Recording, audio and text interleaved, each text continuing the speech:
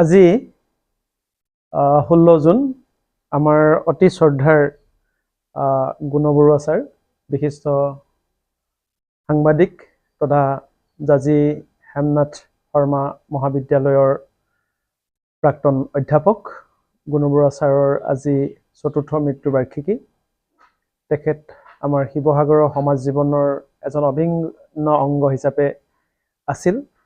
আজি চতুৰ্থ মৃত্যু বাৰ্ষিকীত আমি সকলোৱে আহি তেখেতৰ ঘৰত আহি আমি স্মৰণ কৰিছোঁ।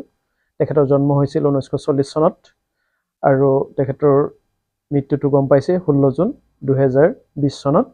আমি তেখেত য'তেই আছে তেখেতৰ বিদেশী আত্মাৰ সদ্গতিৰ কাৰণে আমি কামনা কৰিছোঁ আৰু ছাৰৰ আদৰ্শ যাতে আমি যুগ যুগান্তৰ কাৰণে জীয়াই ৰাখিব পাৰোঁ তাৰ কাৰণে আমি সকলোকে আহ্বান জনাইছোঁ।